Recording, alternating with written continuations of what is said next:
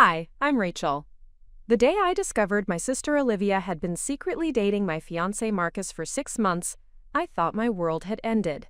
Instead, I uncovered a web of lies so elaborate that when I finally exposed the truth, it destroyed not just their relationship, but revealed secrets that changed 3 families forever. Do you think you know how betrayal like this ends? Or will what I discovered next leave you as shocked as it left them? Before we jump back in, tell us where you're tuning in from. And if this story touches you, make sure you're subscribed, because tomorrow, I've saved something extra special for you. Growing up as the eldest daughter in the Sinclair family meant learning early that responsibility and loyalty were not just values, but the very foundation upon which our household operated. Our parents, David and Margaret Sinclair, had built their marriage on principles of honesty and mutual respect that served as the blueprint for how my sister Olivia and I understood relationships should function.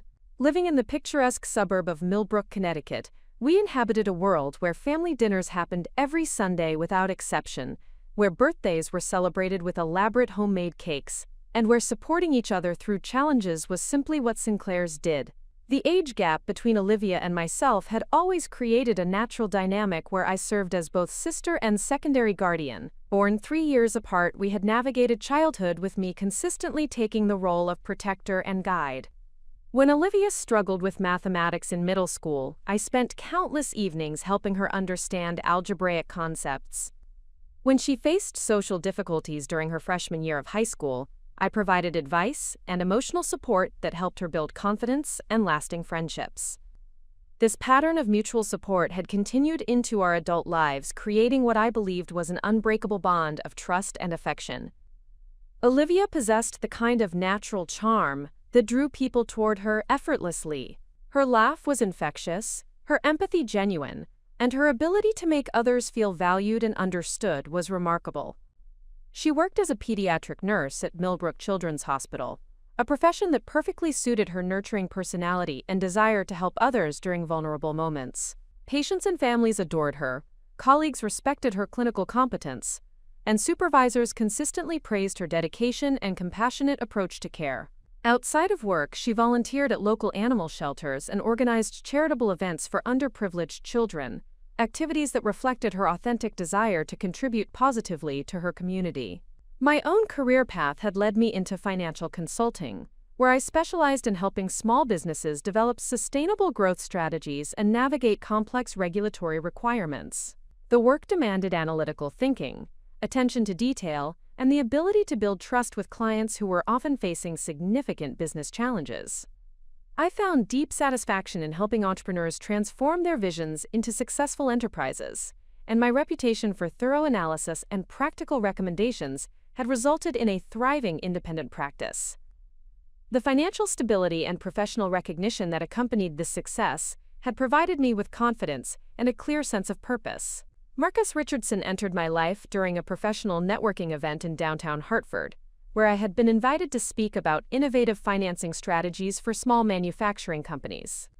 He approached me after my presentation with thoughtful questions about market analysis and business development that revealed both intelligence and genuine curiosity about my expertise. Marcus worked as a senior project manager for a prominent construction company that specialized in commercial real estate development, a field that required similar analytical skills and attention to detail that characterized my own professional approach. Our initial conversation extended well beyond the networking event, continuing over dinner at a nearby restaurant where we discovered shared interests in hiking, classical music, and travel to historical destinations. Marcus possessed a calm confidence that I found attractive, along with a sense of humor that could transform even stressful situations into opportunities for laughter and connection.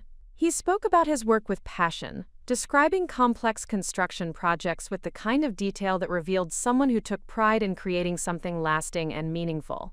The early months of our relationship unfolded with the kind of natural progression that felt both comfortable and exciting. Marcus integrated seamlessly into my social circle and family gatherings, demonstrating genuine interest in my work and offering thoughtful insights that helped me approach client challenges from new perspectives. He enjoyed lengthy conversations with my parents about current events and local community development, and he consistently offered to help with household projects or family events in ways that felt generous rather than obligatory. Olivia and Marcus developed what appeared to be a warm, sibling-like relationship almost immediately. She would joke with him during family dinners, seek his advice about household repairs at her apartment, and include him in group activities with her friends from the hospital.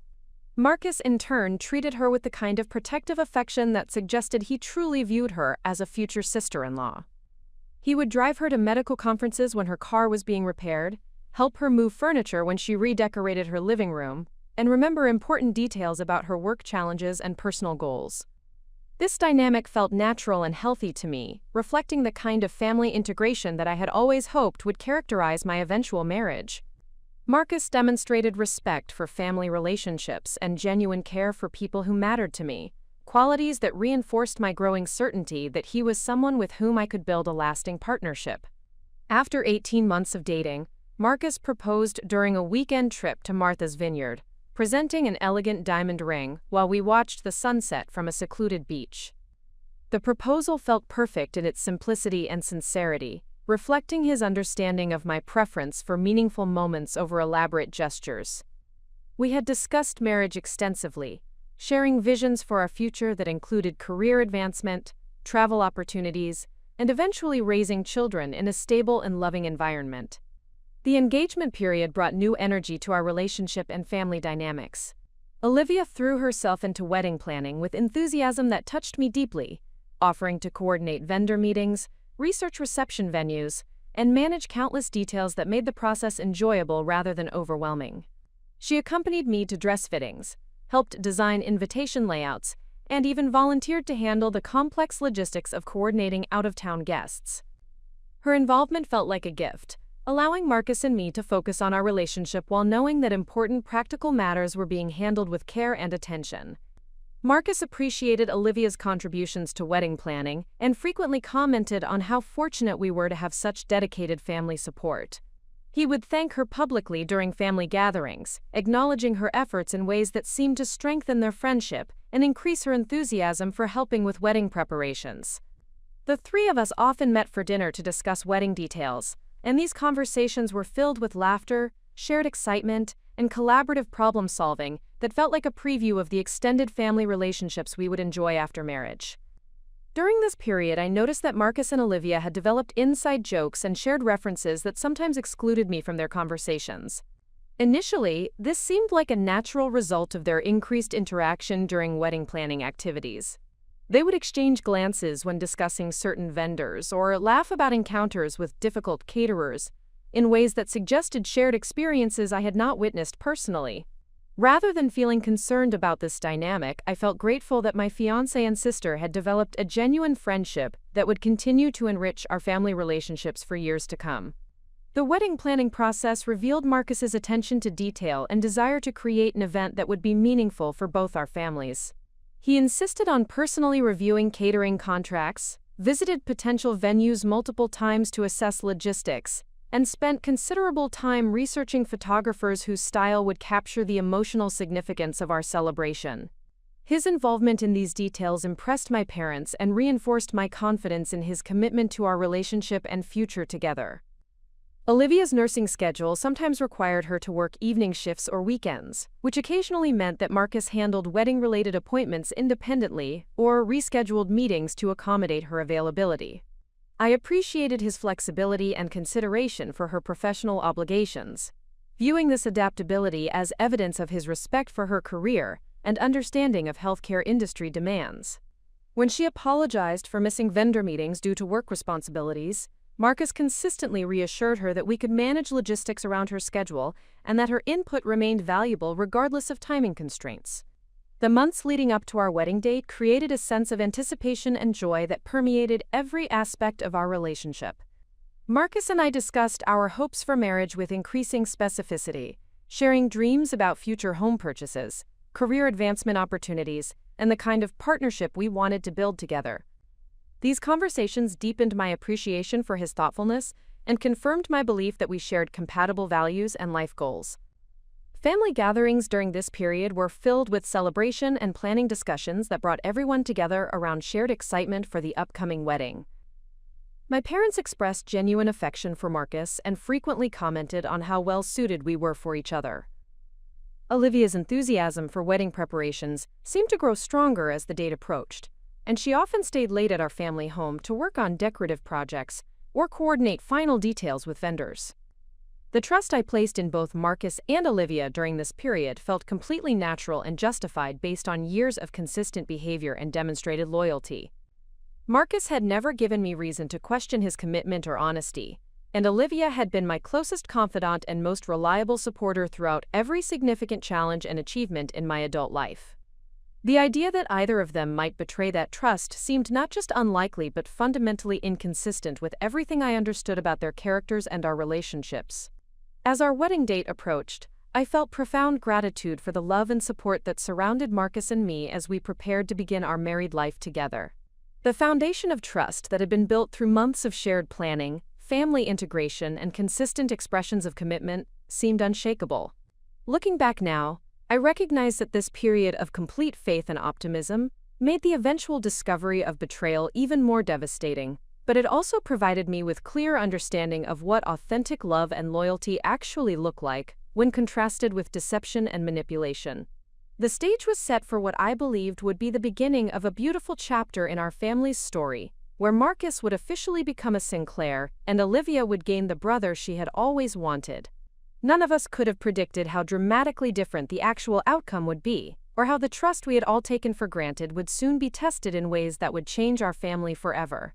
Preparing and narrating this story took us a lot of time, so if you are enjoying it, subscribe to our channel. It means a lot to us.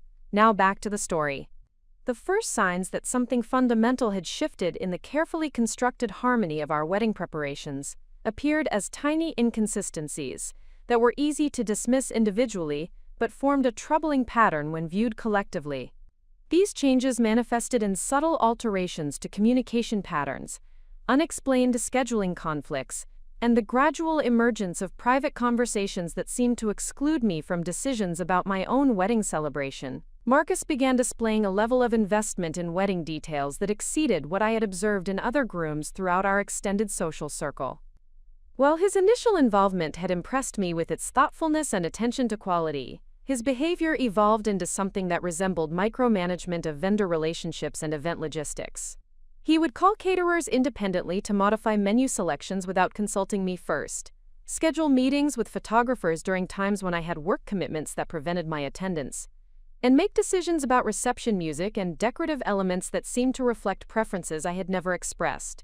When I questioned these unilateral decisions, Marcus consistently explained his actions as attempts to reduce my stress and handle wedding planning responsibilities more efficiently. He emphasized his desire to ensure every detail met the highest standards and suggested that his project management experience in commercial construction provided him with organizational skills that could benefit our wedding coordination efforts. These explanations seemed reasonable on the surface, and my natural inclination was to appreciate his dedication rather than question his motivations. Olivia, meanwhile, had become increasingly unavailable for the collaborative planning sessions that had characterized the early months of our engagement. Her nursing schedule had always included irregular hours and weekend shifts, but she began citing work obligations with unusual frequency whenever I suggested shopping trips, vendor meetings, or family discussions about wedding arrangements. When she did participate in wedding-related activities, her attention seemed divided, and she often appeared preoccupied with her phone or other concerns that she described vaguely as hospital-related stress. The dynamic between Marcus and Olivia during family gatherings began to shift in ways that created an uncomfortable tension I struggled to understand or address effectively. Their previously warm and sibling-like interaction evolved into something that felt more reserved and formal, with fewer spontaneous jokes and less of the easy camaraderie that had characterized their early friendship. They seemed to communicate through glances and abbreviated comments that carried meaning I could not decipher, creating an atmosphere of exclusion that made me feel like an outsider in conversations about my own wedding. Marcus started arriving at family gatherings either significantly earlier or later than the times we had agreed upon, claiming work emergencies or last-minute project complications that required his immediate attention. When he did arrive, he often seemed distracted and would volunteer to help Olivia with kitchen preparations or other household tasks in ways that removed both of them from group conversations for extended periods. These private interactions in adjacent rooms or outside spaces became increasingly frequent, and their conversations stopped abruptly whenever I approached to join them or offer assistance. The quality of communication between Marcus and myself began to deteriorate in subtle but noticeable ways. Our previously effortless conversations about daily experiences, professional challenges, and future plans became stilted and superficial. Marcus seemed less interested in hearing about my work projects and client successes, and he offered fewer spontaneous observations about his own professional experiences or personal reflections. When I attempted to discuss wedding details or seek his input on decisions that required mutual agreement, he often deferred to suggestions that Olivia had supposedly made during conversations I had not witnessed. Olivia's behavior toward me became characterized by an excessive attentiveness that felt performative rather than genuine. She would ask detailed questions about my emotional state, work stress levels, and relationship satisfaction in ways that seemed calculated to gather information rather than provide sister support. Her expressions of concern about wedding planning pressures and advice about managing pre-marriage anxiety felt scripted and hollow, lacking the authentic empathy that had always characterized our relationship during previous challenging periods. The physical evidence of their increasing collaboration on wedding matters began to accumulate in ways that raised questions about the nature and frequency of their private interactions. Marcus would reference conversations with Olivia about vendor preferences, budget considerations, and timeline adjustments that had occurred without my knowledge or participation. Olivia would mention details about Marcus's work schedule, family obligations, and personal preferences that seemed to require more extensive communication than wedding planning coordination would reasonably necessitate. Text messages and phone calls between Marcus and myself became less frequent and more focused on logistical coordination rather than the emotional connection and daily sharing that had previously characterized our communication patterns. When I commented on this change, Marcus attributed it to increased work responsibilities and the natural reduction in novelty that accompanies longer relationships. He suggested that married couples typically communicate less intensively than dating couples and that our evolving patterns represented healthy relationship maturation rather than declining intimacy. Olivia's social media activity began to include more frequent references to spending time with unnamed friends and attending events that she described in deliberately vague terms.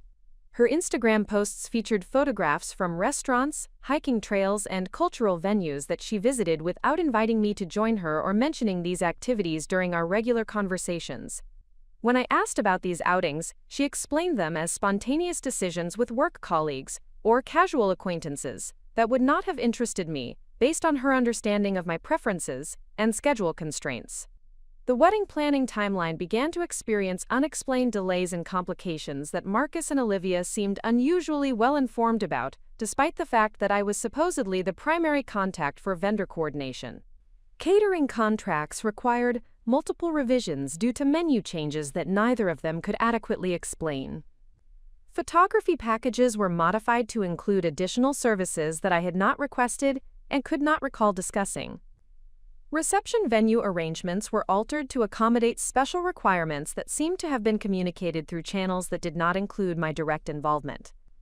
Marcus's approach to discussing our post-wedding plans became increasingly evasive and non-committal.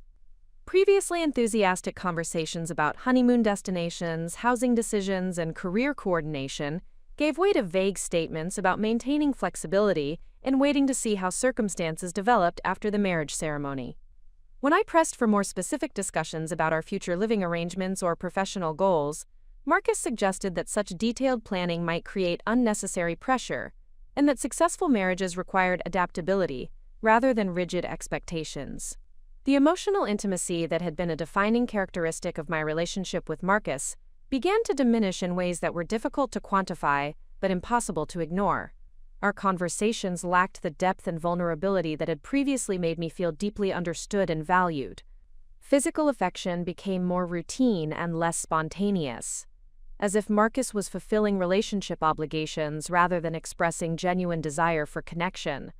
When I attempted to address these changes directly, he dismissed my concerns as pre-wedding anxiety and suggested that my heightened emotional sensitivity was creating problems where none actually existed. Olivia's nursing colleagues began making comments that suggested she had been discussing personal relationship matters with coworkers in ways that seemed unusual given her typical privacy about family affairs. During a hospital charity event that I attended to support her fundraising efforts, several nurses mentioned that Olivia had been seeking advice about complex relationship situations and navigating difficult family dynamics. When I asked Olivia about these conversations, she claimed that the nurses had misunderstood casual comments about general relationship challenges that many people experience during major life transitions. The financial aspects of wedding planning began to reveal discrepancies that suggested coordination between Marcus and Olivia that extended beyond what their respective roles in the planning process would reasonably require. Vendor payments were made from accounts that I did not have access to, and receipts for wedding-related expenses were handled through systems that did not include my direct oversight.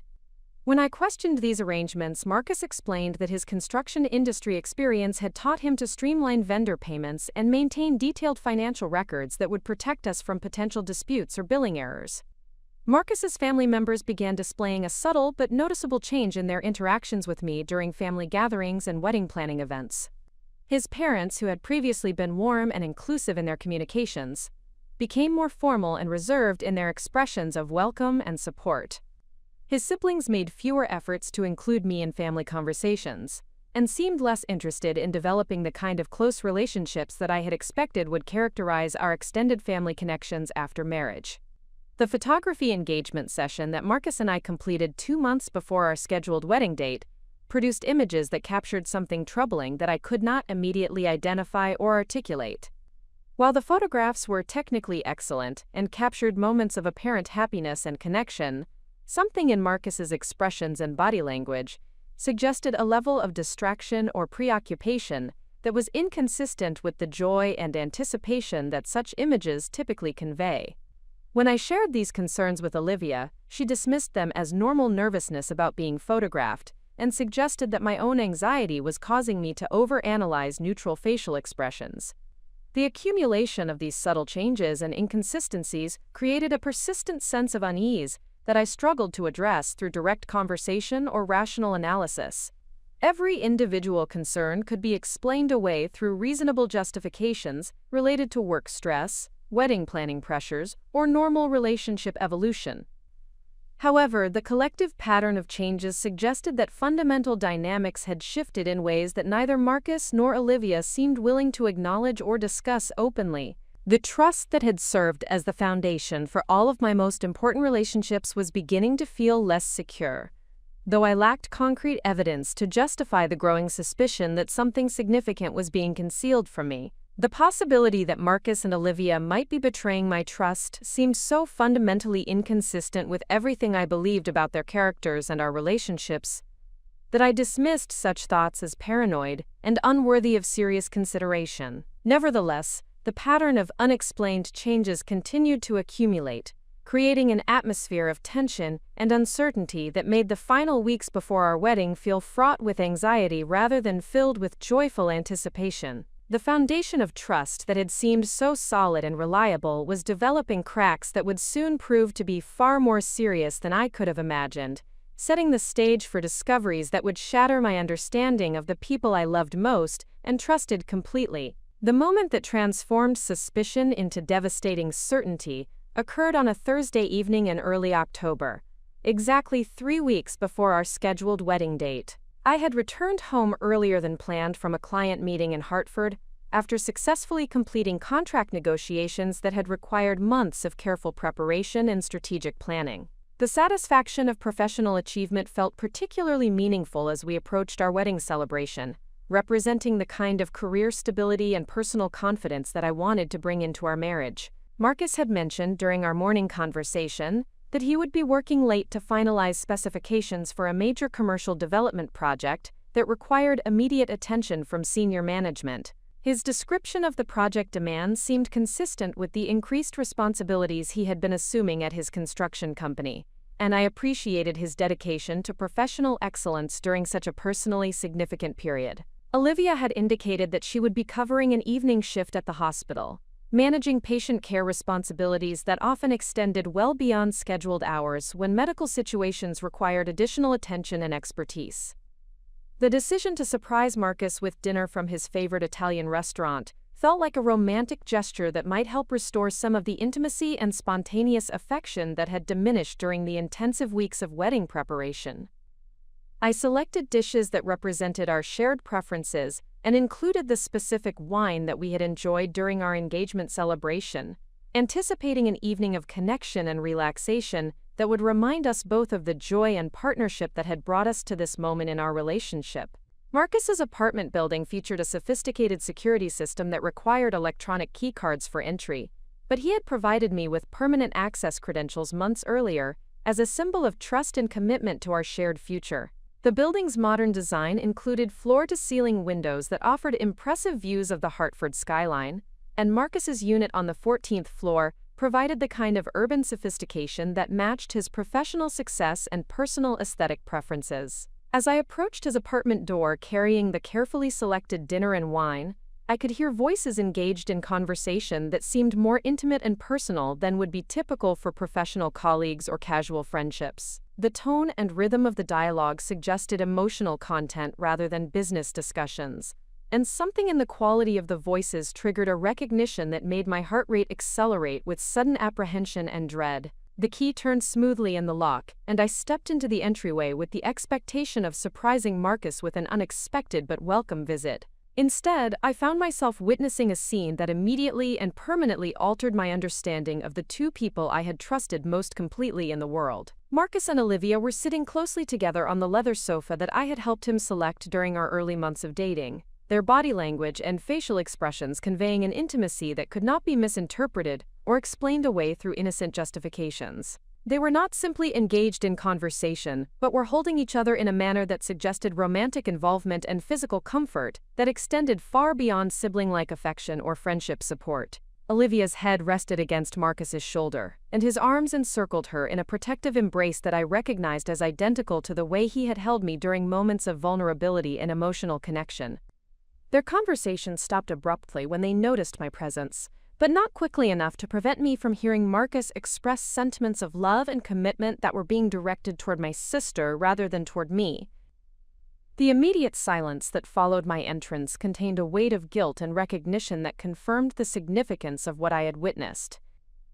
Neither Marcus nor Olivia attempted to offer explanations that might minimize or recontextualize their obvious intimacy. Their facial expressions revealed shock at being discovered, but also a relief that suggested they had been struggling with the burden of maintaining deception for an extended period. The evidence of their romantic relationship was so clear and undeniable that any attempt at innocent explanation would have been insulting to my intelligence and observation skills.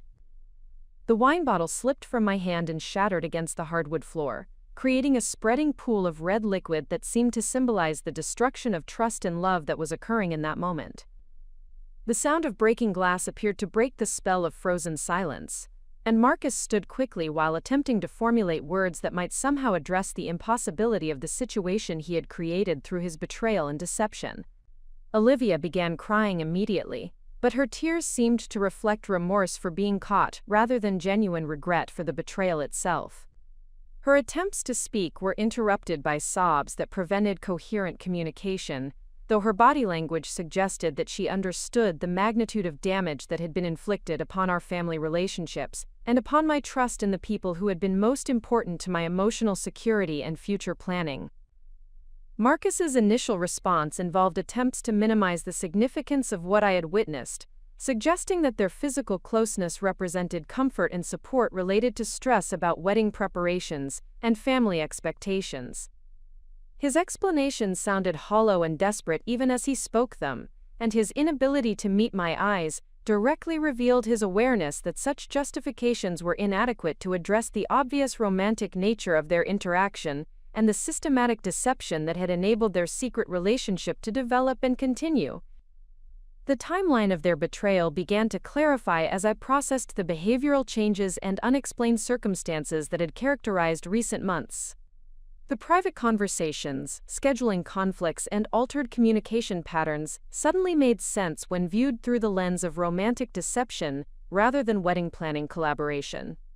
The inside jokes, shared glances, and exclusive interactions that I had attributed to developing friendship had actually reflected the intimate connection of two people conducting a secret romantic relationship behind my back.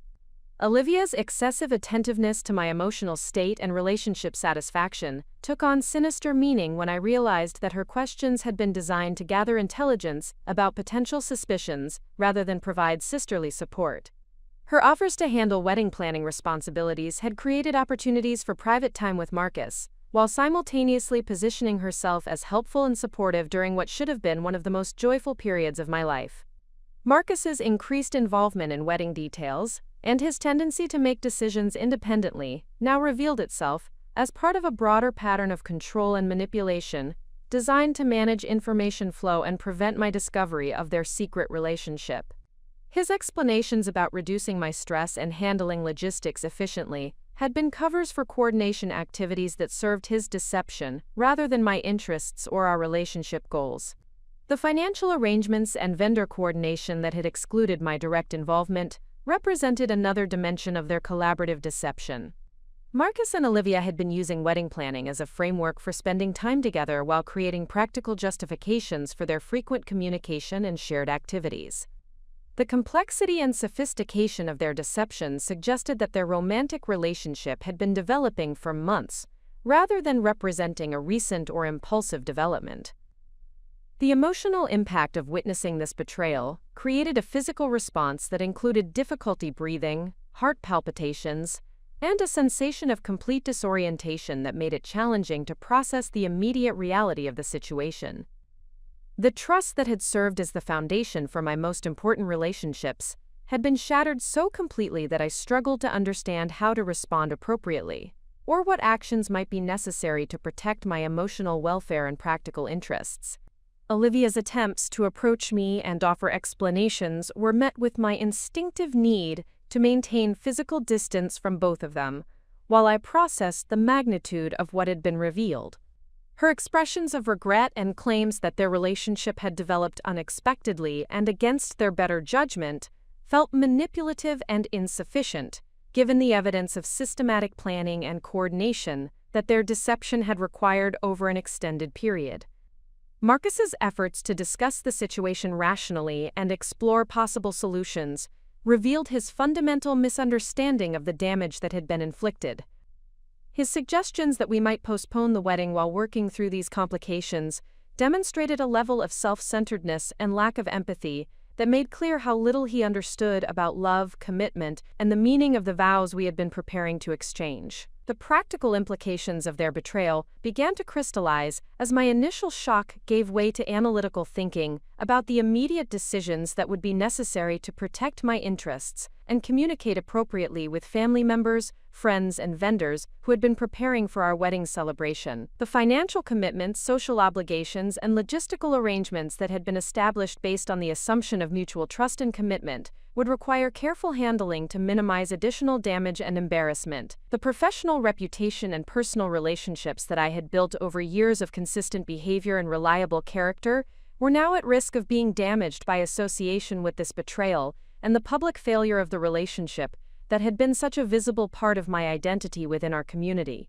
The need to protect my credibility and emotional welfare while managing the practical consequences of their deception required immediate strategic thinking and decisive action. The strength and resilience that had enabled my professional success and personal growth throughout previous challenges would be tested more severely than ever before, but I recognized that this crisis also represented an opportunity to demonstrate the kind of character and integrity that would define my response to betrayal and guide my decisions about how to move forward.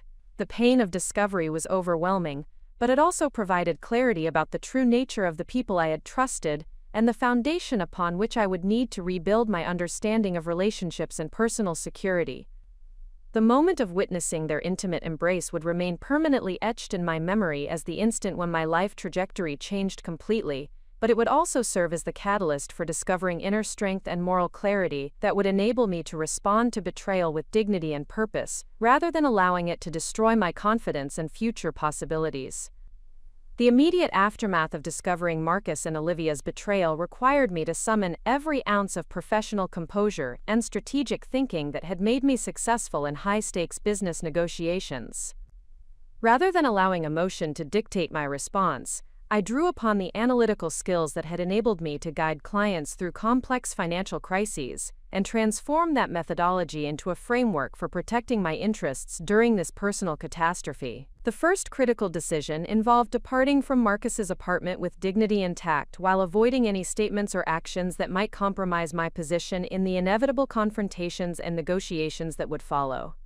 Marcus's attempts to initiate immediate discussion about their relationship and potential solutions were met with my deliberate silence and controlled exit, communicating clearly that I would not be manipulated into hasty decisions or emotional responses that could be used against me later. Olivia's tearful pleas for immediate forgiveness and her claims that their relationship had developed against their intentions represented manipulation tactics that I recognized from professional contexts where individuals attempted to minimize accountability for deliberate misconduct.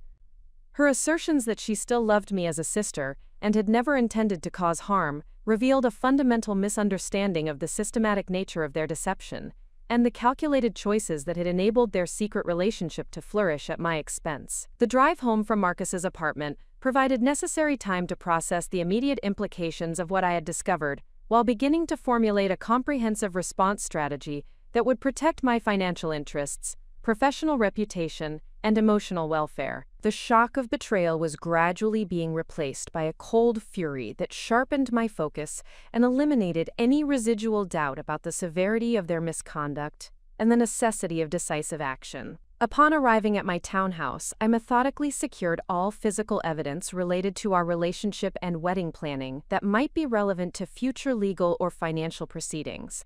This included copying financial records, preserving communication histories, and documenting the scope of wedding-related expenses and commitments that had been made based on fraudulent representations about Marcus's commitment to our relationship and future together. The engagement ring that had once symbolized love and commitment now represented evidence of fraudulent inducement and breach of promise that might have legal implications depending upon Connecticut state laws regarding engagement contracts and wedding-related financial obligations. Rather than acting impulsively to return or dispose of the ring, I secured it along with other valuable items and documentation that might prove relevant to protecting my interests during the dissolution of our relationship. The immediate practical challenge involved determining how to communicate the cancellation of our wedding to family members, friends, and vendors without providing detailed explanations that might compromise my position or create unnecessary drama before I had fully assessed the situation and developed a comprehensive response strategy. The professional reputation and personal relationships that I had cultivated over years of consistent behavior required careful protection during this crisis to ensure that their betrayal would not damage my standing within our community. My parents deserved immediate notification about the wedding cancellation, but the conversation required careful consideration of how much information to share about the circumstances that had led to this decision. David and Margaret Sinclair had invested considerable emotional energy and financial resources in supporting our wedding preparations, and they had developed genuine affection for Marcus that made his betrayal particularly painful and confusing for them to understand and process. The telephone conversation with my parents was conducted with professional restraint that focused on factual information about the wedding cancellation, while avoiding detailed descriptions of the betrayal that had necessitated this decision. I explained that I had discovered fundamental incompatibilities that made marriage inadvisable, and that the wedding would not proceed as scheduled, emphasizing that this decision was final, and that I would provide additional details when appropriate after having time to process the situation more completely. Their immediate expressions of concern and offers of support reinforced my appreciation for the stable family foundation that had provided me with the strength and values necessary to navigate this crisis with integrity and purpose. Their questions about whether reconciliation might be possible were answered with firm statements that the relationship was permanently ended, though I refrained from providing specific details about Marcus and Olivia's relationship that would cause additional pain and complication for family dynamics.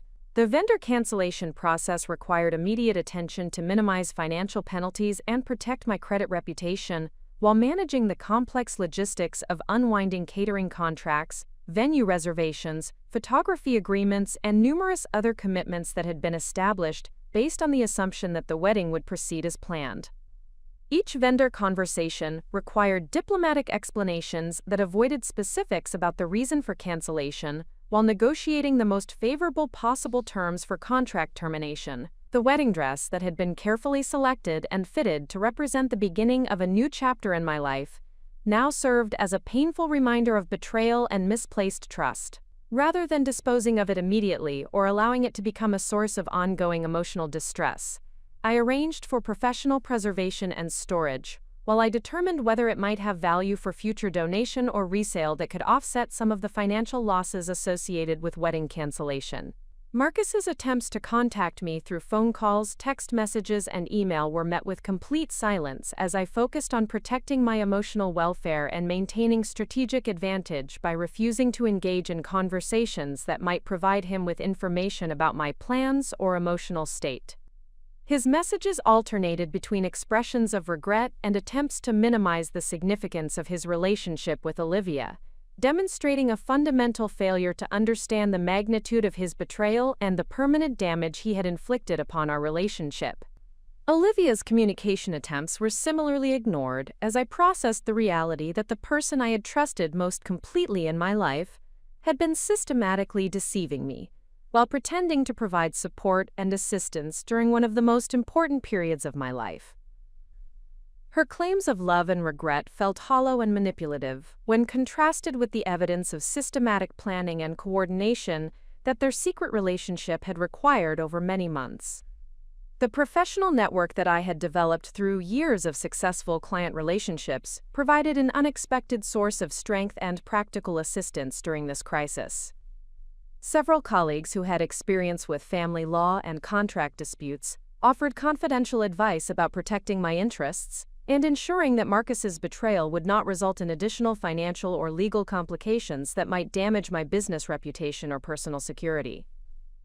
The investigation that I initiated into the timeline and scope of Marcus and Olivia's relationship revealed evidence of deception that extended far beyond what I had initially observed at his apartment. Credit card records, social media activity, and communication patterns suggested that their romantic involvement had been developing for at least 6 months, encompassing the entire period during which they had been pretending to provide collaborative support for our wedding planning, while systematically betraying my trust and manipulating my perceptions. The discovery that they had been taking romantic trips together while claiming to handle wedding-related business or attend separate professional obligations represented a level of calculated deception that transformed my understanding of their characters and motivations. These trips included weekend getaways to destinations that Marcus and I had discussed visiting together, revealing not only betrayal but also a cruel appropriation of shared dreams and plans that we had developed as a couple. The financial analysis of Marcus's expenses during the period of his secret relationship with Olivia revealed charges for jewelry, romantic dinners, and hotel accommodations that had been occurring simultaneously with his expressions of financial concern about wedding costs and his suggestions that we should reduce expenses to ensure fiscal responsibility for our future together.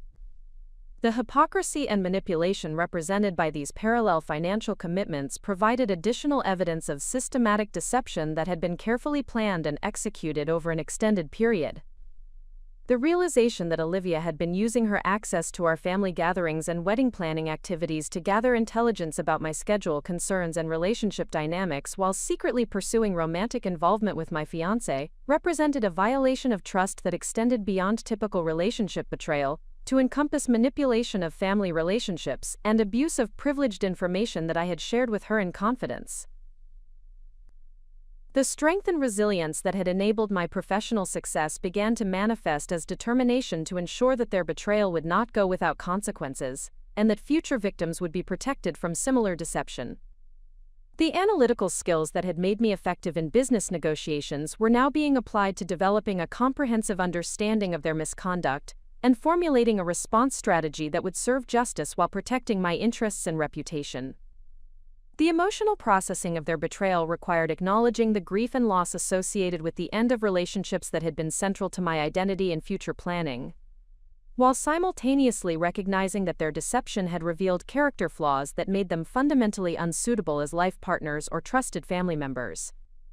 The pain of discovery was real and significant, but it was accompanied by clarity about the necessity of removing such individuals from positions where they could inflict further damage. The professional approach that I applied to managing this personal crisis reflected my recognition that successful resolution required treating the situation as a complex problem that demanded strategic thinking, careful planning, and disciplined execution rather than allowing emotional responses to compromise my effectiveness or long-term interests. The betrayal had revealed the true nature of individuals who had been central to my life, but it had also provided an opportunity to demonstrate the strength and integrity that would define my character and guide my future relationships and decisions. The comprehensive investigation that I launched into Marcus and Olivia's secret relationship required the same systematic approach and attention to detail that had made me successful in complex financial consulting projects. Rather than relying solely on the evidence I had observed firsthand, I recognized the necessity of conducting thorough research to understand the complete scope of their deception and identify any additional parties who might have been affected by their misconduct. The digital forensics process began with a careful examination of social media activity patterns, location data, and communication timestamps that might reveal the true timeline and nature of their relationship development. Modern technology creates extensive digital footprints that determined individuals often overlook when conducting covert activities, and I possessed the analytical skills necessary to identify patterns and connections that might not be immediately apparent to casual observation. Marcus's Instagram account revealed a pattern of location check-ins that corresponded precisely with Olivia's posted activities during periods when they had both claimed to be engaged in separate professional or personal obligations. Restaurant visits, hiking expeditions, and cultural events that they had described as individual activities were clearly coordinated experiences that demonstrated their romantic relationship had been active and extensive throughout the period of our engagement. The sophistication of their deception became increasingly apparent as I discovered evidence of coordinated social media management, designed to minimize the likelihood that mutual friends or family members would notice their frequent appearances in the same locations at the same times. They had carefully avoided posting photographs together while ensuring that their individual posts created alibis for their shared activities and provided explanations for their frequent unavailability during family gatherings and social events. LinkedIn professional networking activity provided additional evidence of their relationship coordination, revealing that Marcus had been endorsing Olivia's professional skills and recommending her for career opportunities in ways that exceeded what would be typical for a future brother-in-law relationship. His detailed knowledge of her professional achievements and career aspirations, as reflected in his recommendations and comments, suggested extensive private conversations about her work experiences and professional goals that I had never witnessed or been informed about. The financial investigation revealed a complex pattern of shared expenses and coordinated purchases that demonstrated their relationship had involved significant financial commitment and planning that extended far beyond casual romantic involvement. Joint payments for travel accommodations, shared subscription services, and coordinated gift purchases suggested a level of relationship integration that required extensive communication and planning to maintain while concealing their involvement from family members and mutual friends. Credit card records revealed that Marcus had been financing expensive gifts for Olivia during the same period when he had been expressing concerns about wedding costs and suggesting that we should reduce our celebration expenses to ensure financial responsibility for our future marriage. The jewelry purchases, spa treatments, and luxury dining experiences that he had been providing for my sister represented a level of financial commitment that contradicted his stated concerns about maintaining fiscal discipline during our engagement period. The timeline analysis revealed that their romantic relationship had begun developing shortly after Marcus's integration into our family gatherings and social activities. Rather than representing a spontaneous development or unexpected attraction that had overcome their better judgment, their relationship appeared to have been a calculated pursuit that Marcus had initiated while maintaining his engagement commitment and wedding planning responsibilities with me. The geographic analysis of their activities revealed that they had been conducting their relationship across multiple locations throughout Connecticut and neighboring states, suggesting a level of planning and coordination that required extensive communication and scheduling to avoid detection by family members or mutual acquaintances. Weekend trips to Vermont, Rhode Island, and Massachusetts had been conducted under the guise of separate professional obligations or individual recreational activities, while actually representing romantic getaways that provided them with privacy and anonymity. The discovery of a joint savings account that Marcus and Olivia had established 6 weeks before our scheduled wedding date represented perhaps the most shocking evidence of their long-term planning and commitment to a shared future that explicitly excluded me from their considerations. The account had been funded through regular contributions from both parties and appeared to be designated for future travel expenses and shared living arrangements that they had been planning while simultaneously participating in our wedding preparations. The investigation into Olivia's nursing schedule revealed that she had been manipulating her shift assignments and requesting specific time-off periods that corresponded precisely with Marcus's availability for romantic activities. Her claims about being required to work during family gatherings and wedding planning events were systematically false, representing deliberate deception designed to create opportunities for private time with Marcus, while maintaining her image as a dedicated healthcare professional with demanding work obligations. The examination of their communication patterns revealed extensive text message exchanges, email correspondence, and phone call records that demonstrated daily contact and emotional intimacy that extended far beyond what their individual relationships with me would have required for wedding planning coordination. The frequency and duration of their private communications suggested that their romantic relationship had become the primary emotional commitment for both parties, while they maintained superficial engagement with wedding preparations and family obligations. The most disturbing discovery emerged from a deeper investigation into Marcus's background and previous relationship history. Public records and professional networking research revealed that Marcus Richardson was not his legal name and that he had been married previously under a different identity in Massachusetts.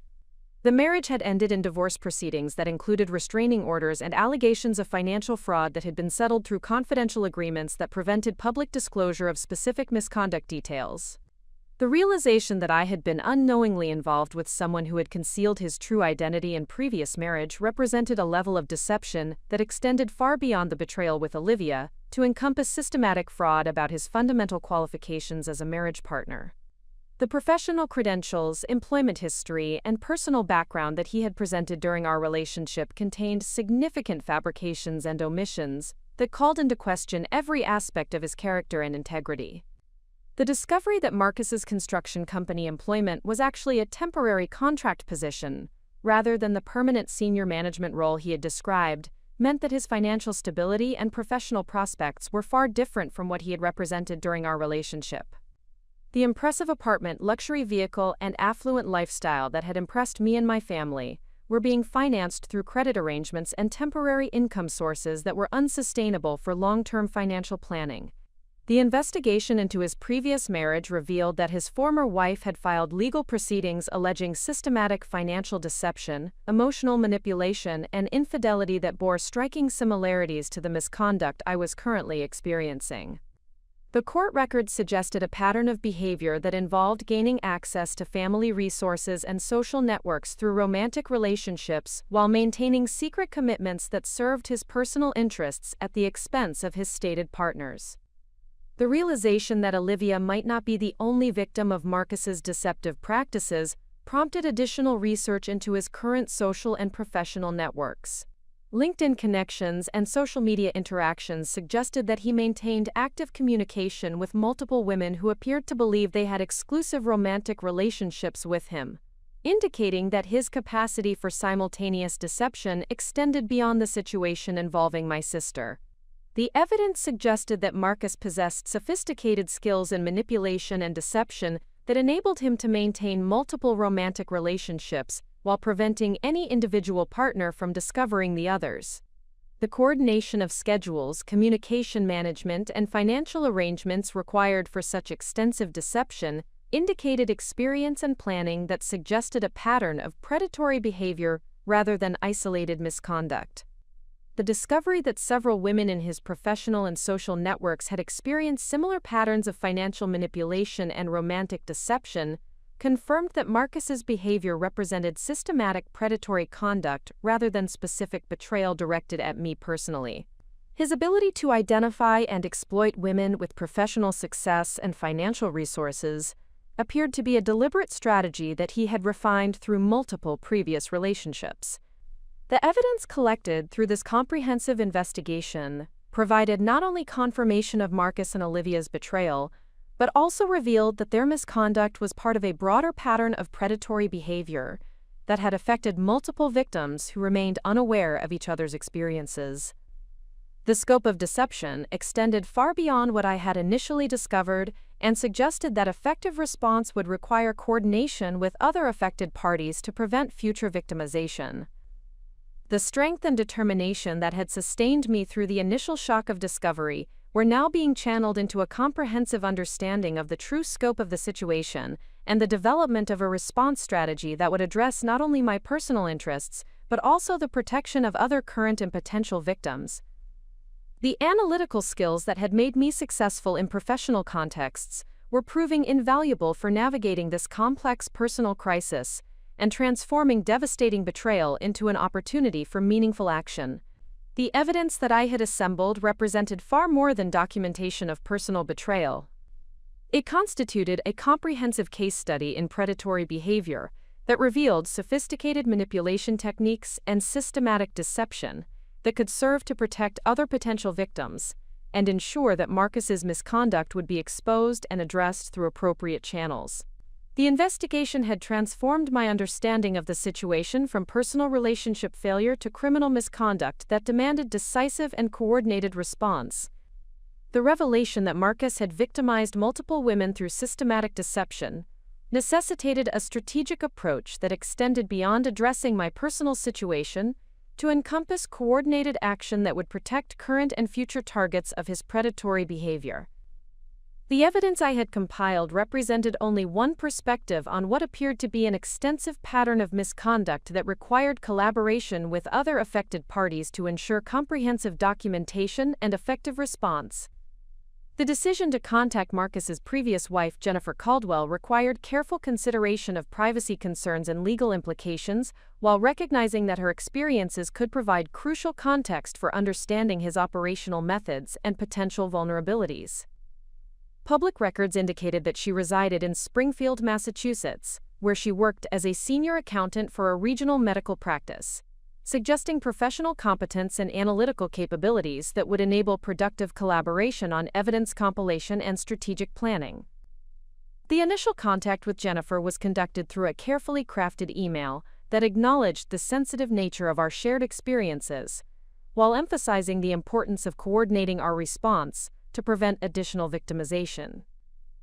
I explained that I had discovered Marcus's true identity through comprehensive investigation, and that I possessed evidence suggesting his misconduct extended far beyond what either of us had experienced individually. The communication emphasized my respect for her privacy, while expressing willingness to share information that might be relevant to protecting mutual interests. Jennifer's response arrived within 24 hours and revealed that she had been conducting her own investigation into Marcus's current activities after discovering that he had violated the terms of their divorce agreement by misrepresenting his employment status and financial resources to avoid proper spousal support obligations. Her legal background and professional analytical skills had enabled her to compile extensive documentation of his deceptive practices that complemented and strengthened the evidence I had gathered independently. The collaboration between Jennifer and myself quickly evolved into a comprehensive intelligence-sharing operation that revealed the sophisticated nature of Marcus's deception strategies and the extent of his current predatory activities. Her insights into his psychological manipulation techniques and financial fraud methods provided crucial context for understanding how he had successfully maintained simultaneous relationships while preventing detection by any individual victim. Jennifer's experience with Marcus's deception had begun during their marriage when she discovered that he maintained secret financial accounts and credit arrangements that he used to finance activities she was unaware of, including expensive gifts for other women and travel expenses for romantic encounters that occurred during periods when he claimed to be attending professional conferences or visiting family members. The pattern of financial deception that she had documented during their divorce proceedings provided a template for understanding his current misconduct. The investigation revealed that Marcus had been operating under multiple identities across different geographic regions, using variations of his name and employment history to create distinct personas that enabled him to pursue relationships in separate social and professional networks without risk of discovery by comparing notes among his various targets. The sophistication of this identity management suggested extensive experience and planning that indicated professional-level deception capabilities. The coordination between Jennifer and myself enabled us to identify 3 additional women who appeared to be current targets of Marcus's deception based on social media analysis and professional networking activity. Each woman appeared to believe she was in an exclusive romantic relationship with Marcus, and none were aware of the other's existence or of his previous marriage and pattern of predatory behavior.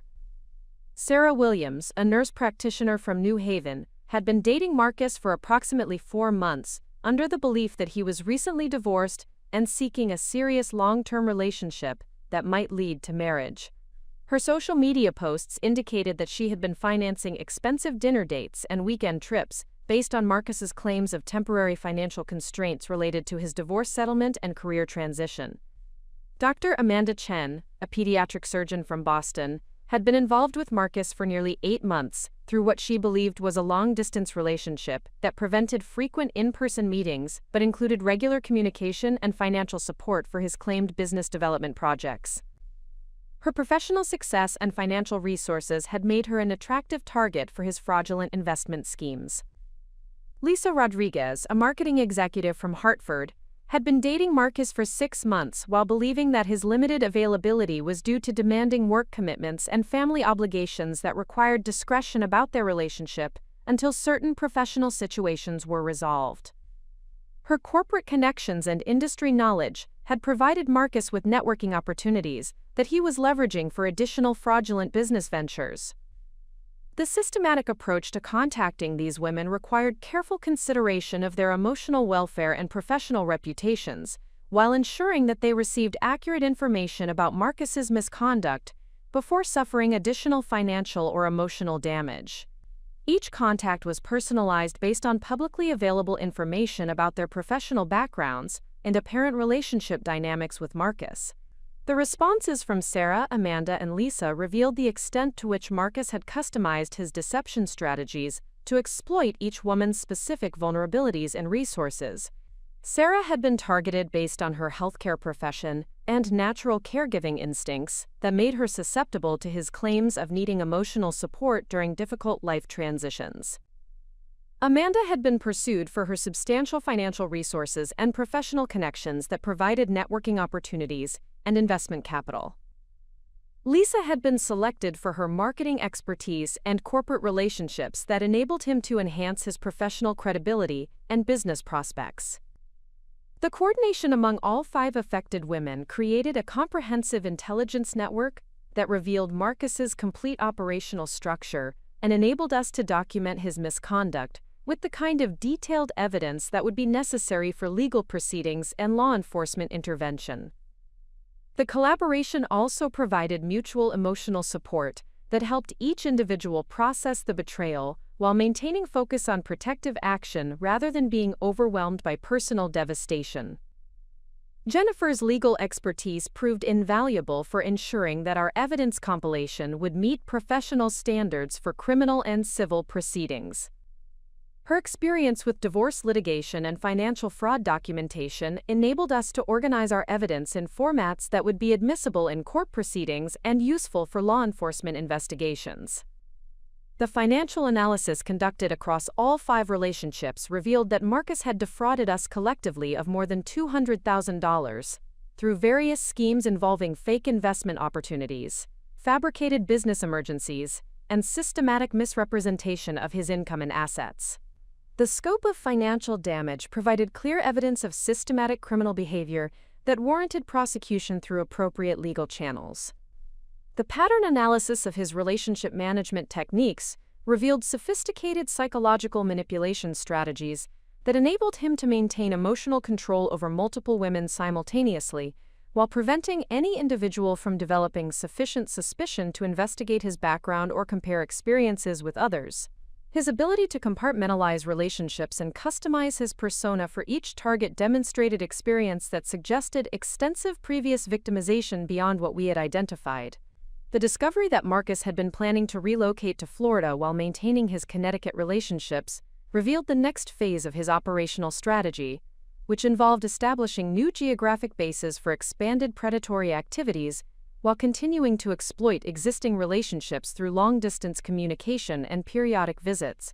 His relocation plans included establishing false business credentials and professional references that would enable him to access new social and professional networks. The evidence compilation process revealed that Olivia's involvement in his deception represented a departure from his typical operational methods, which generally avoided compromising family relationships that might complicate his ability to maintain social credibility within established networks. Her participation in his misconduct suggested either exceptional manipulation on his part or willing collaboration that made her complicit in criminal activity rather than simply another victim. The investigation into Olivia's financial activities during the period of her secret relationship with Marcus revealed that she had also been providing him with financial support and had co-signed credit applications that created legal obligations she appeared to be unaware of when making those commitments. Her nursing salary and excellent credit history had made her an attractive target for financial exploitation that extended beyond the romantic manipulation I had initially observed.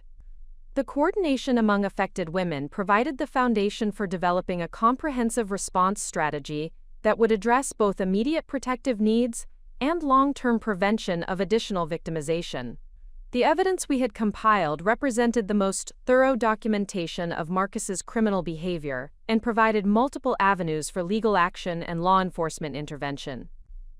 The strength and resilience that each woman demonstrated through her willingness to participate in this collaborative investigation reflected the professional competence and personal integrity that had initially made us attractive targets for Marcus's deception. Our collective response transformed individual victimization into coordinated action that would ensure accountability and protection for potential future targets. The transformation from isolated victims to coordinated advocates represented a powerful example of how individual strength and professional competence could be leveraged to create meaningful change that extended far beyond personal interests to encompass community protection and criminal justice. The evidence compilation and strategic coordination that we had accomplished demonstrated that sophisticated predatory behavior could be effectively countered through systematic investigation and collaborative response. The comprehensive evidence compilation undertaken by our coalition of affected women required professional-grade documentation and legal preparation to ensure that Marcus's criminal behavior would result in appropriate prosecution and prevent future victimization. The complexity of his multi-state operations and sophisticated deception strategies necessitated coordination with law enforcement agencies and legal professionals who possessed the expertise and authority to address criminal conduct that crossed jurisdictional boundaries and involved multiple categories of fraud and misconduct. The decision to engage professional investigative services was driven by the recognition that our collaborative efforts, while extensive and well-organized, required additional resources and expertise to ensure that all relevant evidence was properly preserved and that our documentation would meet the rigorous standards required for criminal prosecution and civil litigation. The financial resources contributed by each coalition member enabled us to retain a private investigation firm that specialized in financial fraud and identity theft cases involving multiple victims across different geographic regions. The investigative firm of Morrison & Associates brought 25 years of experience in complex fraud cases and maintained established relationships with federal and state law enforcement agencies that would prove essential for ensuring that Marcus's criminal behavior received appropriate attention from authorities with jurisdiction and resources adequate to address the scope of his misconduct. Their professional capabilities complemented our analytical work and provided access to investigative tools and databases that were unavailable to private individuals. Principal investigator Margaret Morrison conducted an initial assessment of our evidence compilation and expressed professional admiration for the thoroughness and quality of documentation that our coalition had assembled independently. Her evaluation confirmed that our evidence provided a solid foundation for criminal prosecution, while identifying specific areas where additional investigation could strengthen the case and ensure that all relevant misconduct was properly documented and addressed through appropriate legal channels. The professional investigation revealed additional victims who had not been identified through our initial social media and networking analysis. Database searches and financial record analysis uncovered evidence that Marcus had victimized at least 12 women over the past 5 years, through various schemes involving identity fraud, financial manipulation, and systematic romantic deception that had resulted in combined financial losses exceeding $800,000. The investigation into Marcus's employment history revealed that his construction industry credentials were entirely fabricated, and that he had never held legitimate employment in the field he claimed as his professional specialty. His impressive knowledge of construction terminology and project management techniques had been acquired through online research and brief temporary employment with contractors who had terminated his services after discovering irregularities in his background verification and professional references. The analysis of his financial operations revealed a sophisticated money laundering scheme that involved multiple bank accounts, business entities, and financial instruments designed to obscure the source and destination of funds obtained through fraudulent activities. His ability to maintain an affluent lifestyle while avoiding legitimate employment was supported by systematic theft from romantic partners combined with credit fraud and identity manipulation that enabled him to access financial resources under false pretenses. The investigation uncovered evidence that Marcus had been planning to establish similar operations in international locations where extradition procedures and law enforcement coordination would complicate prosecution efforts if his domestic activities were discovered. His research into international banking regulations and immigration requirements suggested sophisticated planning for expanding his criminal enterprise beyond United States jurisdiction.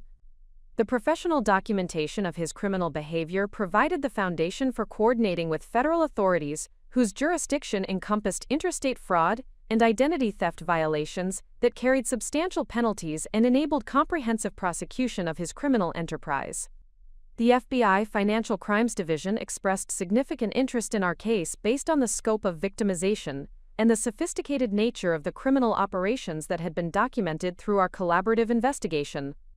The coordination with federal authorities required each coalition member to provide detailed testimony and financial documentation that would support prosecution efforts while protecting our privacy and professional reputations throughout the legal proceedings. The federal prosecutors assured us that victim protection protocols would be implemented to minimize disruption to our personal and professional lives, while ensuring that our testimony and evidence would be effectively utilized to secure convictions and prevent future victimization. The civil litigation strategy developed in parallel with criminal prosecution efforts focused on asset recovery and financial restitution that would compensate victims for their losses, while ensuring that Marcus could not continue to finance future criminal activities through resources obtained from previous victims. The complexity of his financial operations required forensic accounting expertise to trace and recover assets that had been concealed through various legal and illegal mechanisms.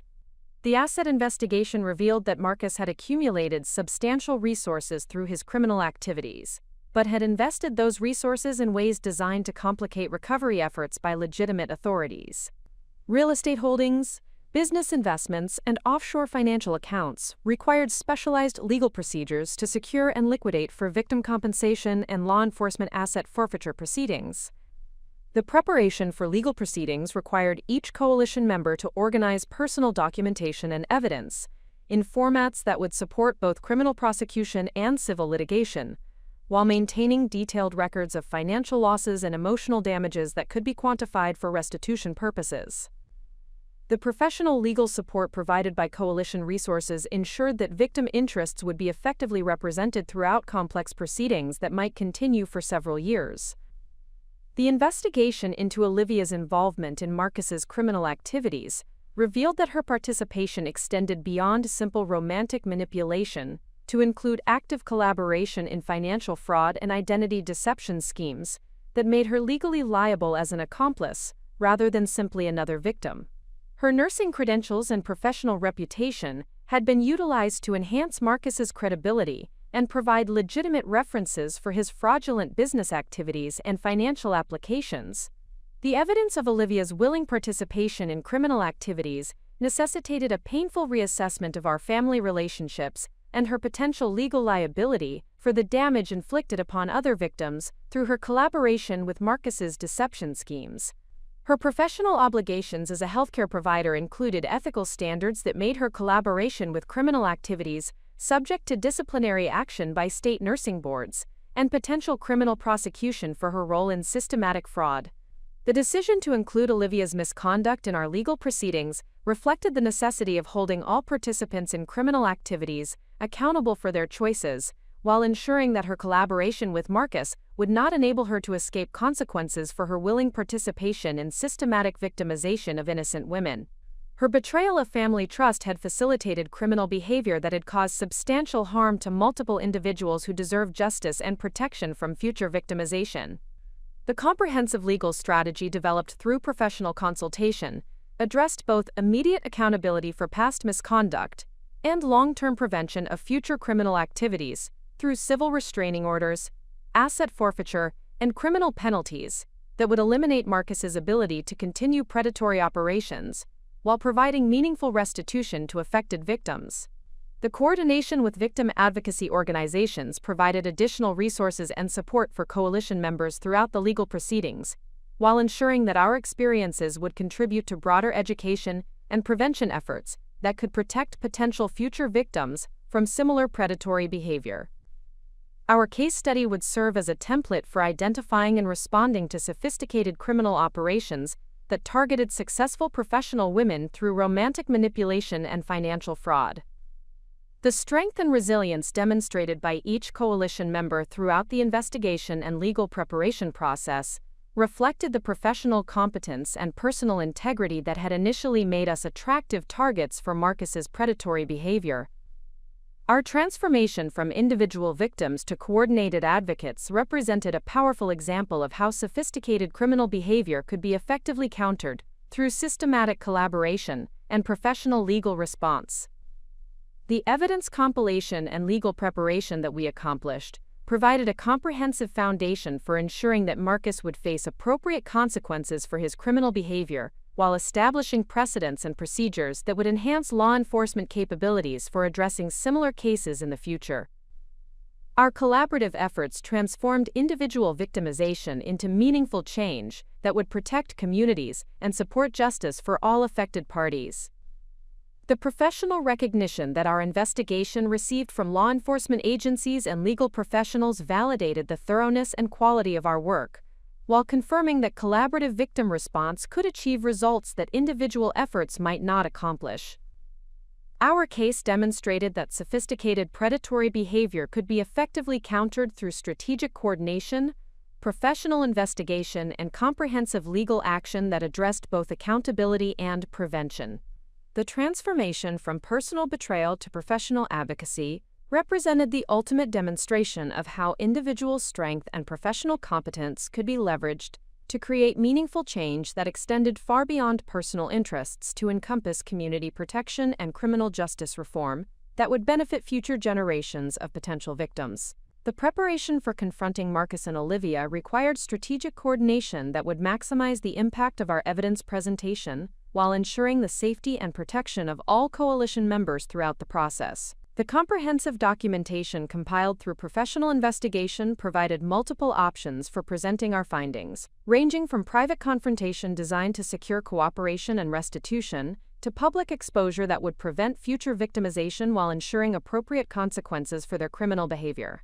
The tactical planning sessions conducted with our legal team and investigative professionals focused on developing a confrontation strategy that would accomplish several critical objectives simultaneously.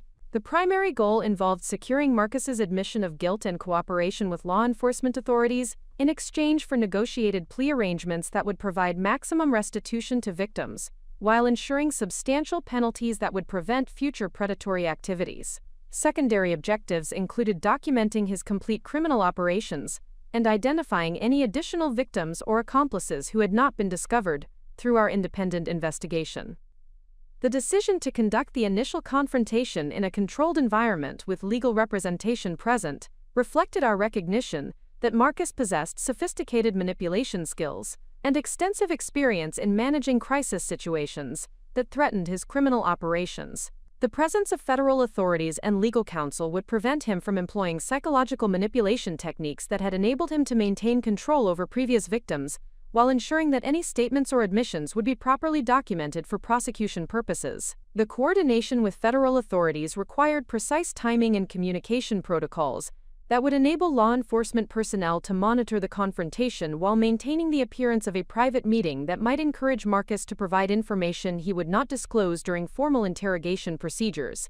The FBI financial crimes investigators expressed confidence that our confrontation strategy would yield valuable intelligence about his complete criminal network, while providing evidence that would support comprehensive prosecution efforts. The preparation for confronting Olivia involved additional complexity due to her family relationship and professional obligations that created competing interests and emotional complications for our strategic planning. The evidence of her willing participation in criminal activities necessitated treating her as an accomplice rather than simply another victim, while acknowledging that her cooperation might provide valuable intelligence about Marcus's operations and enable more effective prosecution of his criminal enterprise. The legal analysis of Olivia's liability revealed that her nursing license and professional credentials were subject to disciplinary action based on her participation in fraudulent activities, regardless of the outcome of criminal proceedings against Marcus.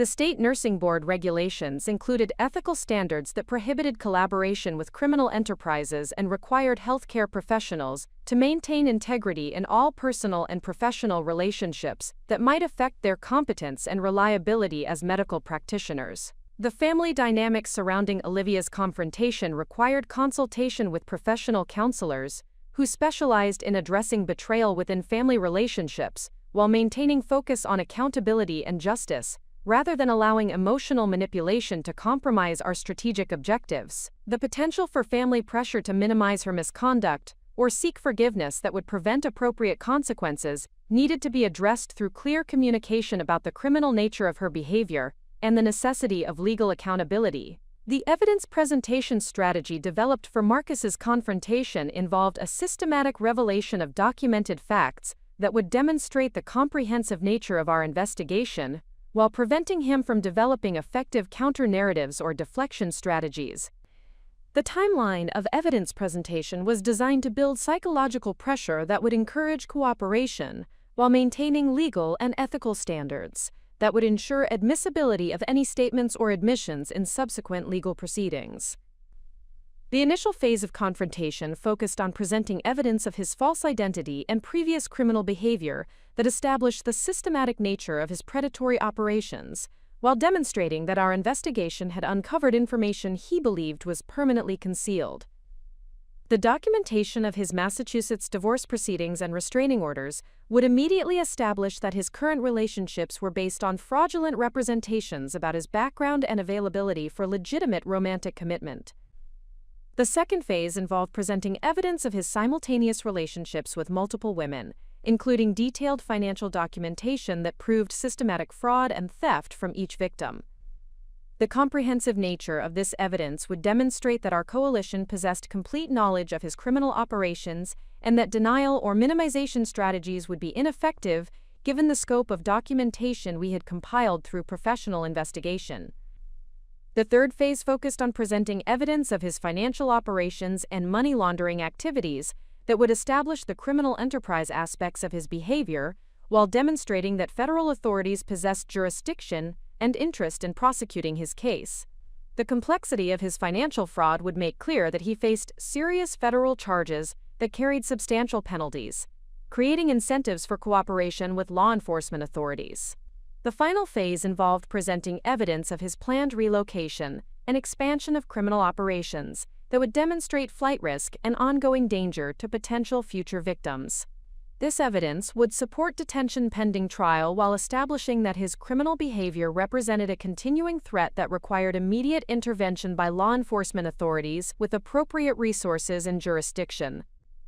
The preparation for Olivia's confrontation required separate strategic considerations that acknowledged her nursing profession and family relationships while maintaining focus on her criminal liability and the necessity of accountability for her willing participation in systematic fraud.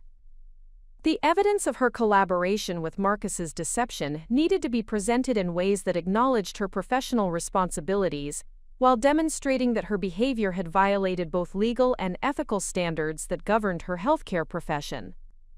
The documentation of Olivia's financial contributions to Marcus's criminal operations provided clear evidence of her willing participation in fraudulent activities that extended beyond simple romantic manipulation to encompass active collaboration in schemes designed to victimize innocent women. Her co-signing of credit applications and establishment of joint financial accounts demonstrated awareness of his deceptive practices and conscious decision to facilitate his criminal behavior. The evidence of her use of professional credentials to enhance Marcus's credibility with potential victims represented a particularly serious violation of nursing ethical standards that required reporting to state regulatory authorities, regardless of criminal prosecution outcomes. Her position as a healthcare professional created special obligations for maintaining integrity and trustworthiness that made her collaboration with criminal activities particularly damaging to professional standards and public trust. The family meeting arranged to address Olivia's misconduct required careful preparation to ensure that emotional dynamics would not compromise accountability, while acknowledging the legitimate grief and disappointment that her behavior had caused throughout our extended family relationships. The presence of legal counsel would ensure that family loyalty would not enable her to escape appropriate consequences, while providing guidance about protecting family interests throughout legal proceedings. The coordination between criminal confrontation and civil litigation strategies required precise timing that would maximize recovery opportunities while supporting prosecution efforts and ensuring that Marcus's assets could not be concealed or transferred to avoid restitution obligations.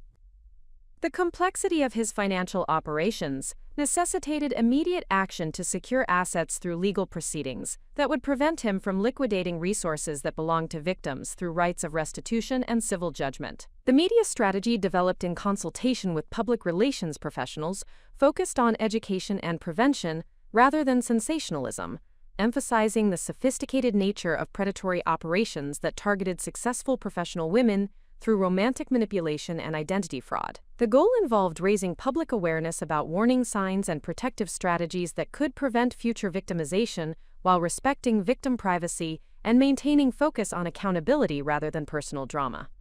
The victim advocacy coordination ensured that our confrontation strategy would contribute to broader educational and prevention efforts that could benefit other potential victims while providing support resources for coalition members throughout legal proceedings that might continue for extended periods.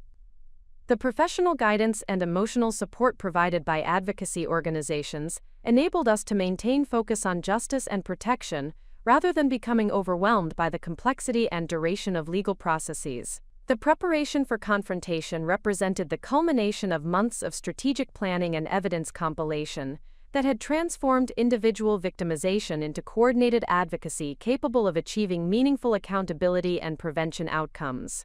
The professional support and legal representation that our coalition had secured provided confidence that our confrontation strategy would achieve maximum impact while protecting victim interests and ensuring appropriate consequences for criminal behavior. The strength and determination that each coalition member demonstrated throughout the preparation process reflected the professional competence and personal integrity that had enabled us to develop such comprehensive and effective response strategies.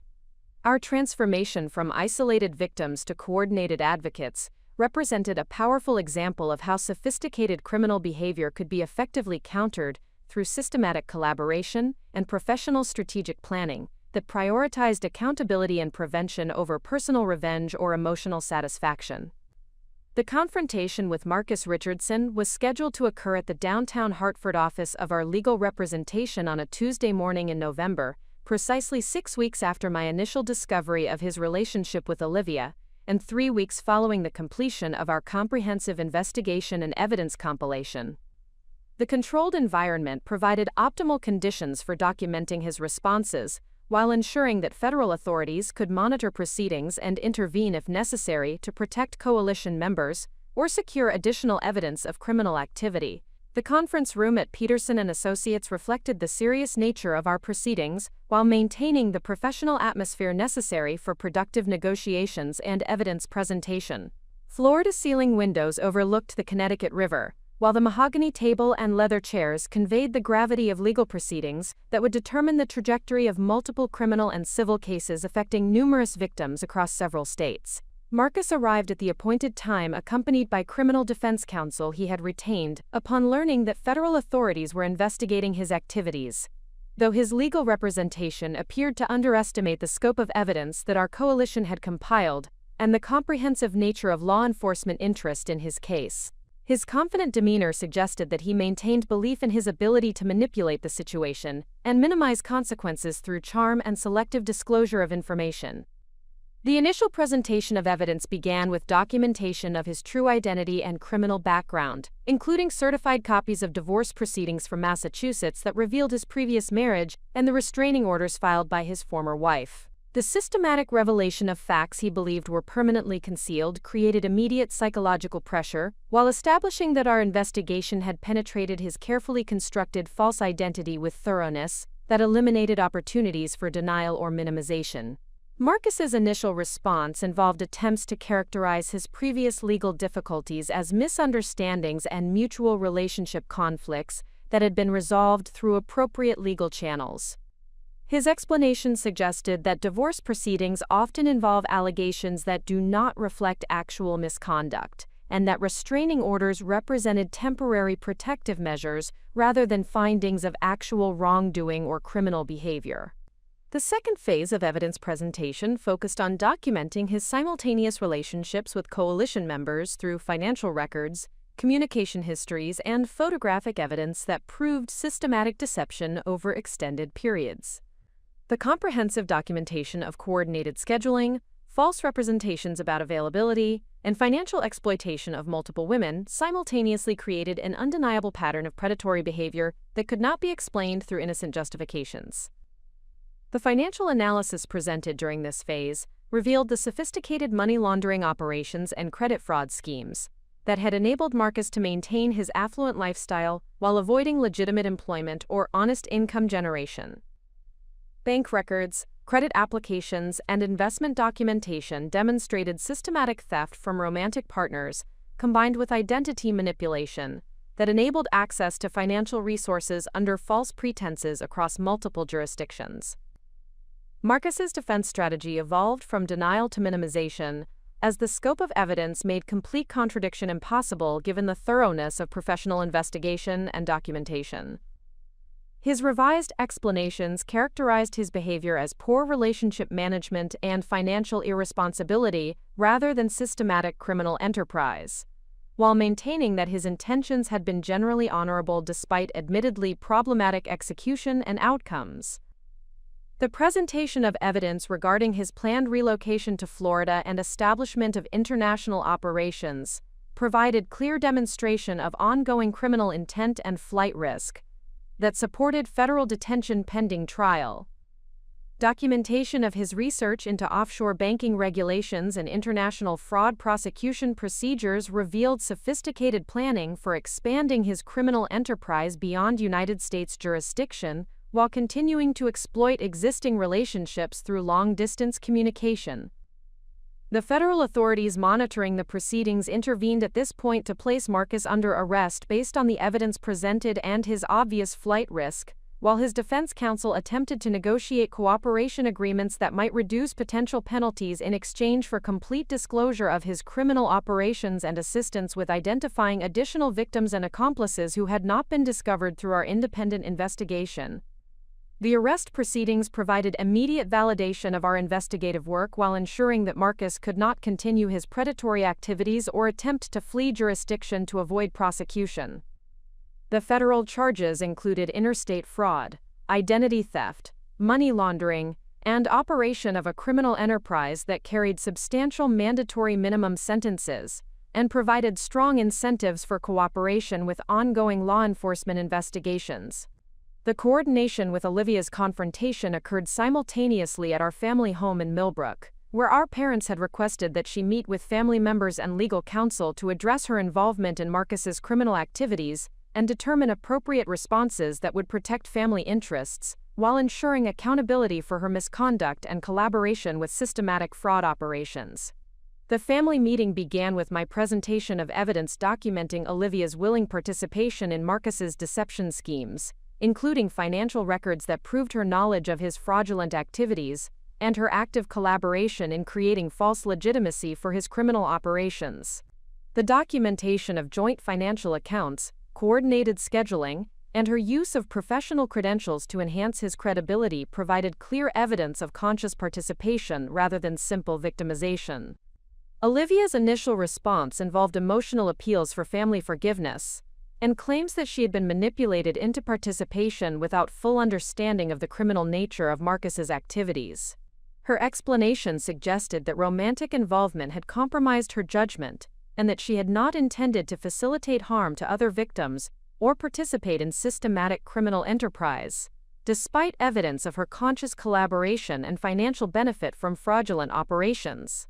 The presentation of evidence regarding her manipulation of nursing schedules to facilitate Marcus's criminal activities and her use of professional references to enhance his credibility with potential victims demonstrated clear violations of healthcare ethical standards that required reporting to state regulatory authorities, regardless of family relationships or criminal prosecution outcomes. Her professional obligations as a healthcare provider included maintaining integrity in all personal relationships that might affect patient care or public trust in medical professionals. Our parents' response to the evidence reflected their recognition that Olivia's behavior had violated fundamental family values and legal standards that required appropriate consequences despite their natural desire to protect their daughter from prosecution and professional discipline. Their support for accountability measures while maintaining emotional connection demonstrated the strength of family values that prioritized integrity and justice over misplaced loyalty or protection from consequences. The legal counsel present during the family meeting provided guidance about Olivia's criminal liability and professional obligations while outlining potential cooperation opportunities that might reduce penalties in exchange for complete disclosure and assistance with ongoing investigations. The complexity of her dual role as both accomplice and victim required careful navigation to ensure that appropriate consequences would be implemented while recognizing any legitimate claims for consideration based on manipulation she may have experienced. The evidence of financial losses that Olivia's collaboration had facilitated for other coalition members created additional civil liability that would require restitution regardless of criminal prosecution outcomes. Her nursing salary and professional credentials represented assets that could be utilized for victim compensation, while ensuring that her collaboration with criminal activities would result in meaningful financial consequences that reflected the scope of damage she had helped facilitate. The simultaneous confrontations with Marcus and Olivia provided comprehensive closure to the investigation phase of our coalition's response, while establishing clear foundations for criminal prosecution and civil litigation that would ensure appropriate accountability and victim compensation.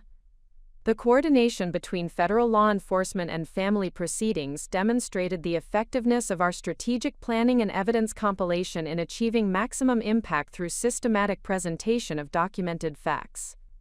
The immediate results of the confrontations included Marcus's federal detention pending trial, Olivia's agreement to cooperate with ongoing investigations, and the initiation of asset forfeiture proceedings that would secure victim restitution while preventing further criminal activities.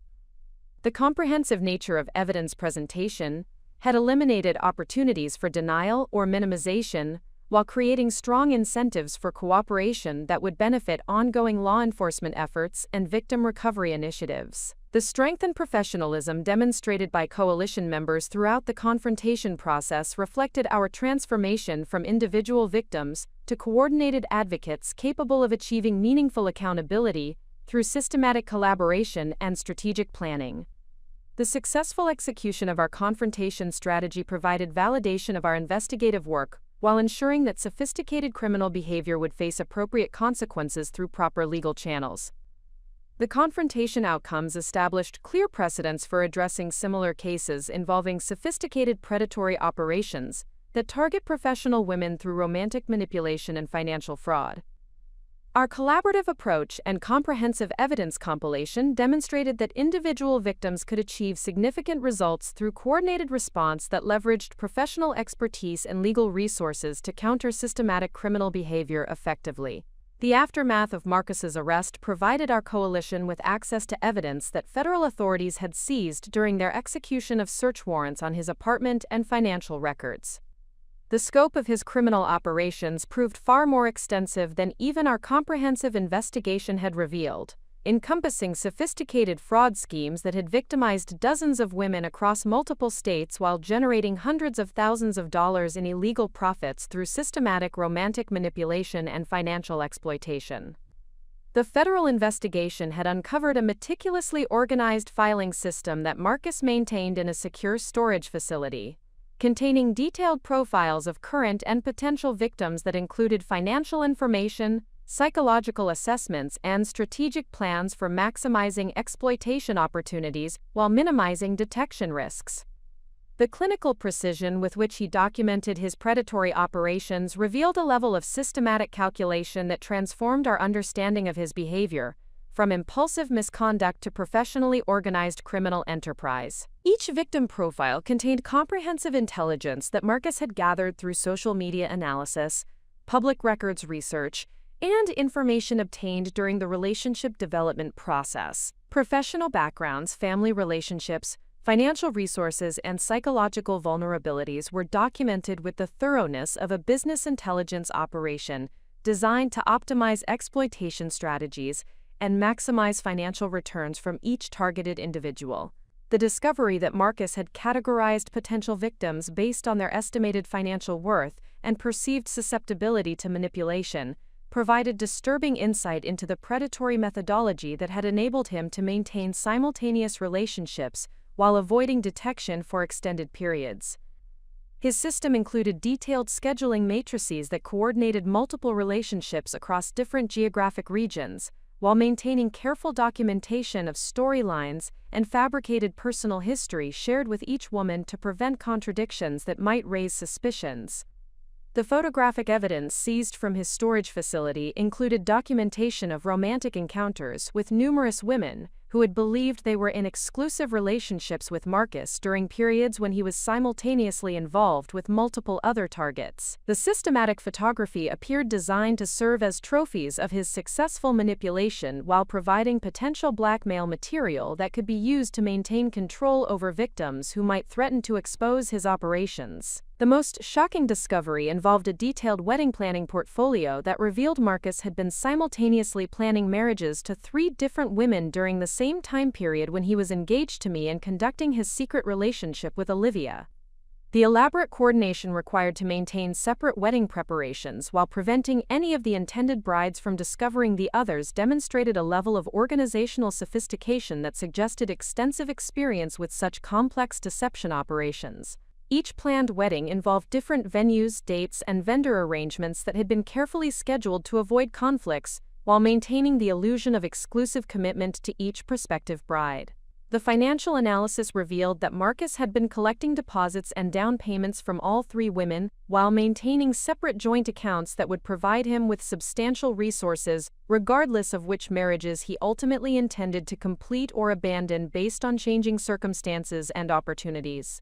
The documentation revealed that I had been designated as his primary financial target due to my successful consulting practice and established professional network that provided access to affluent social circles and business opportunities. Olivia's recruitment into his operation had been a calculated strategy designed to enhance his credibility within our family network, while providing insider intelligence about my financial resources and relationship vulnerabilities that could be exploited for maximum advantage. The evidence suggested that Marcus had never intended to complete our marriage, but had planned to extract maximum financial benefit through wedding-related expenses, joint account access, and credit arrangements before disappearing with accumulated resources and establishing similar operations in different geographic regions under new identities. The systematic nature of his planning included detailed exit strategies that would enable him to liquidate assets and relocate before victims could coordinate responses, or law enforcement could initiate comprehensive investigations. The federal prosecutors assigned to the case expressed professional amazement at the scope and sophistication of Marcus's criminal enterprise, while confirming that our coalition's investigative work had provided crucial evidence that would not have been discovered through standard law enforcement procedures. The comprehensive documentation that we had compiled independently had enabled authorities to obtain search warrants and seizure orders that revealed the complete structure of his operations and provided evidence necessary for prosecuting the full scope of his criminal activities. The coordination with other victims identified through federal investigation expanded our coalition to include representatives from 12 different states and revealed patterns of victimization that had been occurring for more than 8 years across multiple geographic regions.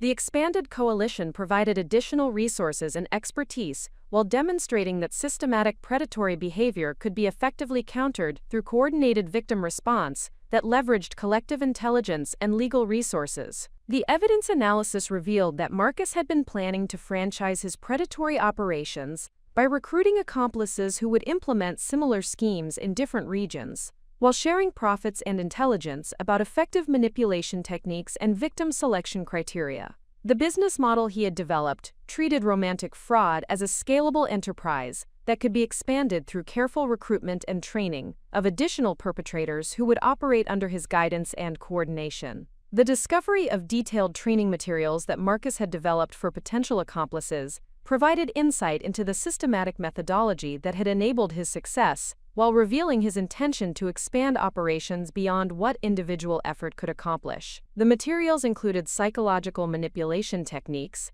identity creation procedures, and financial fraud methods that represented a comprehensive curriculum for training professional romantic predators. The evidence of Olivia's deeper involvement in his operations revealed that she had progressed beyond simple collaboration to active recruitment of additional potential victims from her professional network at the hospital. Her access to successful healthcare professionals and their personal information had provided Marcus with a targeted pool of potential victims who possessed the financial resources and professional credibility that made them attractive targets for his sophisticated deception schemes. The investigation into Olivia's activities revealed that she had been conducting preliminary intelligence gathering on several nurses and physicians at her workplace, collecting information about their relationship status, financial circumstances, and personal vulnerabilities that could be exploited through romantic manipulation. Her professional position had provided her with access to personal information and trust relationships that Marcus intended to leverage for expanding his victim pool within the healthcare professional community. The evidence of systematic planning for future victimization provided clear justification for enhanced criminal charges against both Marcus and Olivia, while demonstrating the necessity of comprehensive law enforcement intervention to prevent the expansion of their criminal enterprise. The federal prosecutors confirmed that the evidence would support charges of conspiracy to commit fraud, operation of a criminal enterprise, and interstate trafficking in fraudulent schemes that carried substantial mandatory minimum sentences. The asset forfeiture proceedings initiated based on the federal investigation revealed that Marcus had accumulated significant wealth through his criminal activities, while maintaining elaborate financial structures designed to conceal the source of his income and complicate recovery efforts by law enforcement and victim restitution programs. The forensic accounting analysis required specialized expertise to trace and recover assets that had been concealed through offshore accounts, shell corporations, and fraudulent business entities. The recovery of photographic evidence from Marcus's storage facility provided our coalition with documentation that would serve as the foundation for one of the most dramatic elements of our response strategy. Among the seized materials were professional quality photographs from what appeared to be a wedding ceremony involving Marcus and an unidentified woman, complete with formal attire, ceremony decorations, and celebration documentation that suggested he had actually married another victim, while maintaining his engagement to me and relationship with Olivia. The wedding photographs represented evidence of bigamy and marriage fraud that carried additional federal penalties while providing our coalition with powerful documentation that could be used to locate and warn his legal wife about the criminal behavior that had placed her marriage and financial security at risk. The systematic analysis of the photographic evidence would enable us to identify the location and approximate date of the ceremony, while providing crucial information for locating additional victims who required immediate protection and notification. The coordination with federal authorities regarding the wedding photographs required careful legal consideration to ensure that any contact with Marcus's wife would be conducted in ways that supported ongoing criminal investigations while providing her with information necessary to protect her interests and safety. The complexity of marriage fraud prosecutions necessitated precise handling of evidence and witness coordination to ensure that all legal requirements would be satisfied for successful prosecution. The transformation of our investigation from personal betrayal response to comprehensive criminal justice collaboration demonstrated the power of systematic victim coordination in addressing sophisticated predatory behavior that might otherwise continue undetected and unchallenged. The evidence compilation and legal coordination that our coalition had accomplished provided a template for addressing similar cases while ensuring that individual strength and professional competence could be leveraged to create meaningful accountability and protection for entire communities of potential victims. The photographic evidence retrieved from Marcus's storage facility required comprehensive analysis to identify the location, date, and participants in what appeared to be a legitimate wedding ceremony that had occurred while he maintained active relationships with multiple coalition members. The professional quality of the photography and formal nature of the ceremony suggested that Marcus had convinced another victim to enter into marriage under the same fraudulent circumstances that had characterized all of his romantic relationships, creating additional criminal liability for bigamy and marriage fraud, while placing an innocent woman at significant legal and financial risk. The systematic examination of the wedding photographs revealed crucial details that would enable our coalition to locate Marcus's wife and provide her with information necessary to protect her interests while supporting ongoing criminal investigations. The venue appeared to be an upscale resort in the Berkshire Mountains of western Massachusetts, with distinctive architectural features and landscaping that would enable precise identification through professional investigative resources and local venue research. The formal attire and ceremonial elements visible in the photograph suggested that the wedding had been conducted according to traditional religious or civil procedures that would have required legal documentation and official record-keeping that could be accessed through appropriate legal channels. The presence of guests and professional photography indicated that Marcus had invested substantial resources in creating a convincing facade of legitimate marriage while maintaining his predatory operations in other geographic regions. The temporal analysis of the photographic evidence suggested that the ceremony had occurred approximately 14 months before my discovery of his relationship with Olivia, during a period when he had been actively pursuing relationships with at least 3 other coalition members, while claiming to be recovering from a difficult divorce and preparing to rebuild his romantic life with appropriate caution and commitment to finding lasting partnership. The coordination with federal authorities regarding investigation of the marriage records required careful legal procedures to ensure that any information gathered would be admissible in criminal proceedings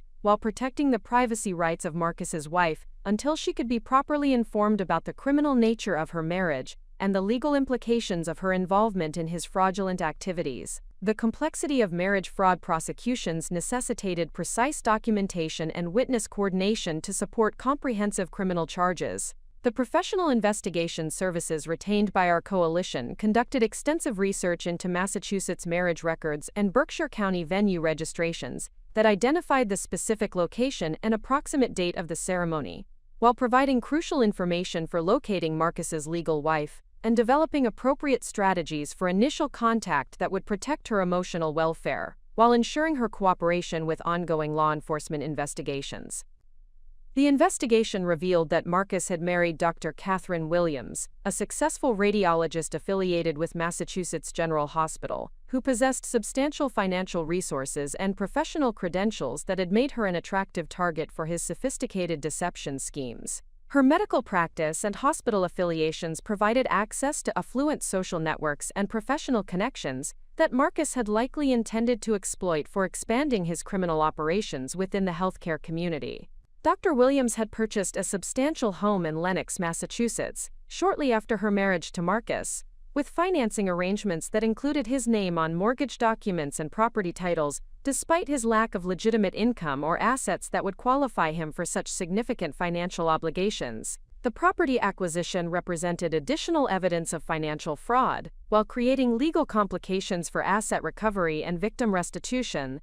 that would require specialized legal expertise to address effectively. The background research into Dr. Williams's personal and professional circumstances revealed that she had recently completed a difficult divorce from her previous husband and had been seeking romantic partnership that would provide emotional stability and support for advancing her medical career while managing the complex demands of her specialized practice. Her vulnerability following divorce proceedings had made her susceptible to Marcus's manipulation techniques, while her financial success had provided him with access to resources that supported his continued criminal activities. The analysis of social media activity and professional networking profiles indicated that Dr. Williams believed she was in an exclusive and committed marriage with Marcus, while remaining unaware of his simultaneous relationships with multiple other women or his extensive criminal background and false identity. Her recent posts included references to shared travel experiences and future planning that suggested ongoing emotional investment in their relationship while providing Marcus with continued access to her financial resources and professional credibility. The strategic planning for initial contact with Dr. Williams required careful consideration of her emotional welfare and professional reputation while ensuring that she would receive accurate information about Marcus's criminal behavior in ways that would encourage cooperation with law enforcement authorities rather than defensive denial that might compromise ongoing investigations. The approach needed to acknowledge her legitimate grief and shock while providing clear evidence that would eliminate any doubt about the systematic nature of his deception. The coordination with federal authorities established that Dr. Williams's cooperation would be essential for comprehensive prosecution of marriage fraud charges, while her testimony and financial documentation would provide crucial evidence for asset forfeiture proceedings and victim restitution programs. The prosecutors confirmed that her legal status as a victim rather than accomplice would be protected, provided that she had not been aware of Marcus's criminal activities or his relationships with other women during their marriage. The development of evidence presentation materials for Dr. Williams required organizing our comprehensive documentation in formats that would clearly demonstrate the systematic nature of Marcus's predatory operations, while providing specific evidence of his simultaneous relationships and fraudulent representations about his background and availability for legitimate marriage. The presentation needed to be sufficiently detailed to eliminate doubt while remaining sensitive to her emotional state and professional obligations. The decision to include the wedding photographs in our evidence presentation reflected recognition that visual documentation would provide immediate and undeniable proof of the deception that had victimized Drive Williams, while demonstrating the calculated nature of Marcus's criminal operations. The photographs represented powerful evidence that would support criminal prosecution, while providing Dr. Williams with clear documentation of the fraudulent circumstances that had surrounded her marriage. The coordination between our coalition and Dr. Williams' contact required establishing communication protocols that would protect her privacy while ensuring that federal authorities could monitor interactions and provide legal guidance throughout the disclosure process. The complexity of marriage fraud cases necessitated careful handling of victim communications to ensure that all legal requirements would be satisfied for successful prosecution, while maintaining victim cooperation and emotional stability. Up next, you've got 2 more standout stories right on your screen. If this one hit the mark, you won't want to pass these up. Just click and check them out. And don't forget to subscribe and turn on the notification bell so you don't miss any upload from us.